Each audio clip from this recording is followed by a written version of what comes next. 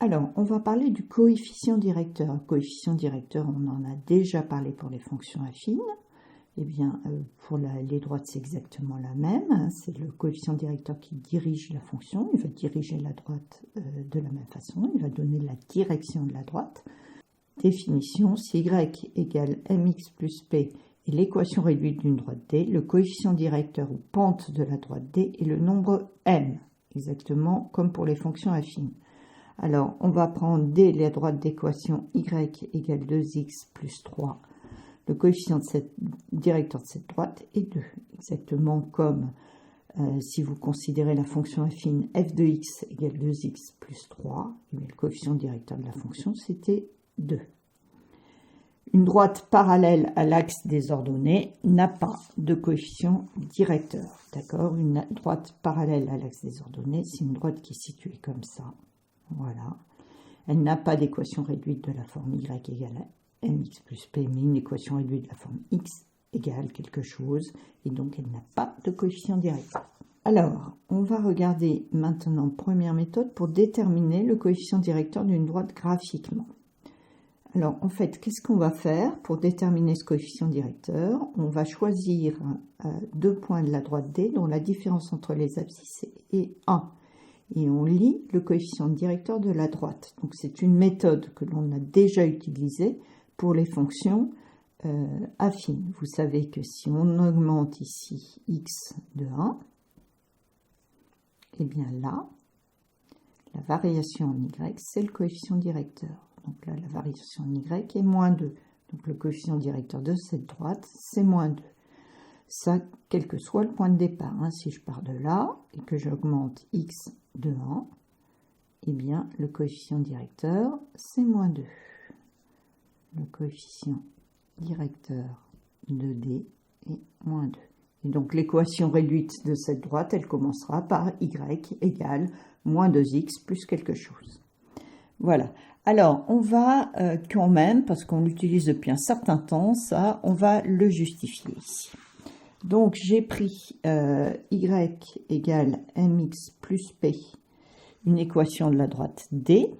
Je prends m de coordonnées xm, ym, un point de la droite.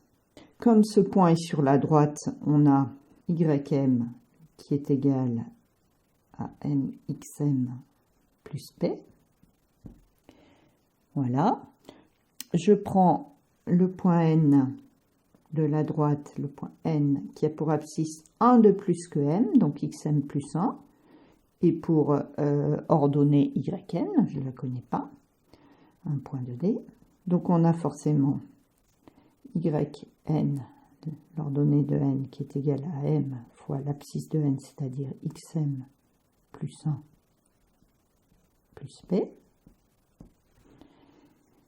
Donc je développe ici, ça fait mxm plus m fois 1, c'est-à-dire m plus p. Je vais remettre le p ici, donc ça va faire mxm plus p plus m, d'accord? C'est bien la même chose, j'ai simplement interverti les deux termes ici. Donc ça, ben je le reconnais, ça, c'est exactement ym, donc je peux le remplacer. C'est égal à ym plus m.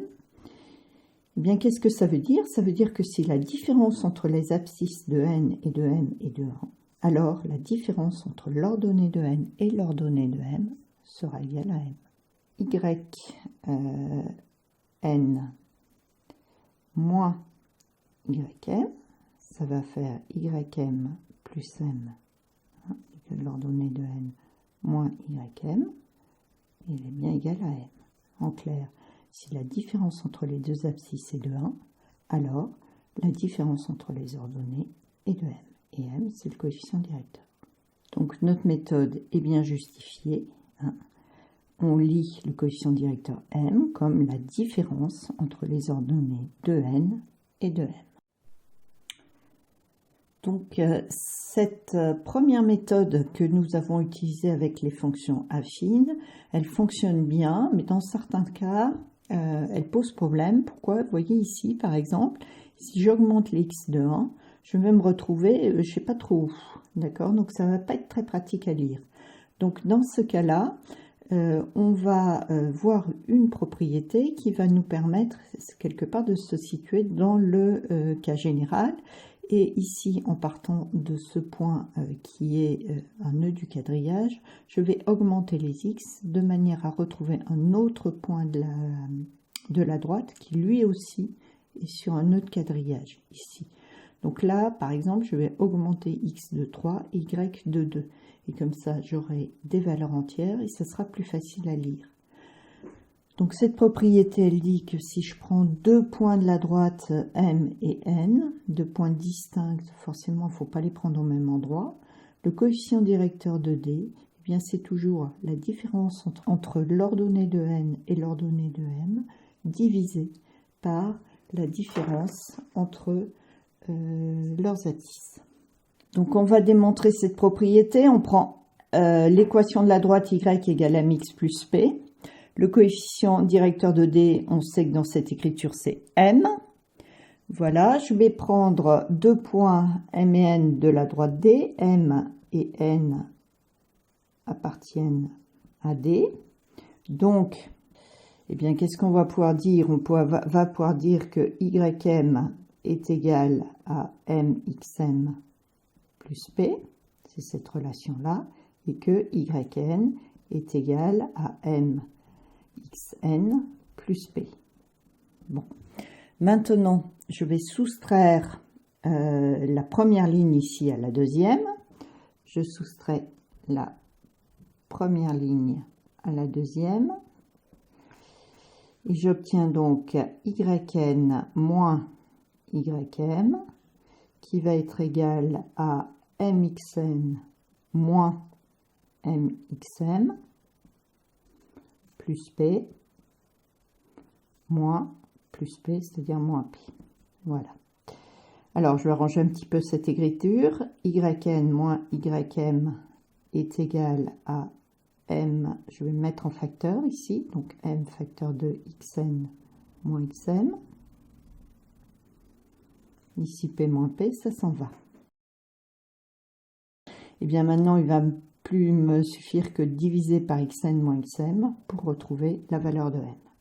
On a donc m qui est égal à yn moins ym sur xn moins xm. Voilà. Et donc le coefficient directeur de la droite, c'est bien la différence des ordonnées entre les deux points divisé par la différence des abscisses. Donc si je prends un point de la droite relativement bien placé, on va le prendre ici. D'accord ? Je me décale ici en x de 3, donc la différence entre l'abscisse de ce point et du suivant sera de 3. Et pour me resituer sur la droite, il faut que j'augmente les ordonnées de 2. Donc la différence des ordonnées entre ces deux points, elle est de 2. La différence des abscisses est de 3, donc le coefficient directeur, c'est 2 tiers. On peut le mettre, ça c'est yn moins ym, et ça c'est xn moins xm, si je prends mon point n ici et mon point m ici. Donc le coefficient directeur est 2 tiers. Voilà. Alors maintenant on va voir comment déterminer le coefficient directeur de la droite avec une équation de droite. Alors en clair, on transforme l'équation de droite en une équation réduite. Et ensuite, eh ben, il n'y a plus qu'à lire le coefficient comme on vient de le faire là. Et on se rappelle que si la droite n'a pas d'équation réduite, c'est qu'elle est parallèle à l'axe des ordonnées et donc qu'elle n'a pas de coefficient directeur. Voilà.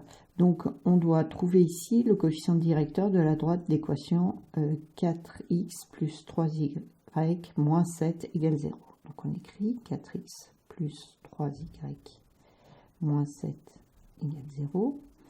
Donc ce que je veux faire, c'est arriver à une expression du type y égale.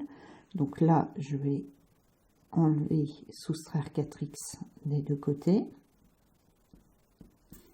Puis tant qu'à faire, je vais rajouter 7 par la même occasion. Voilà.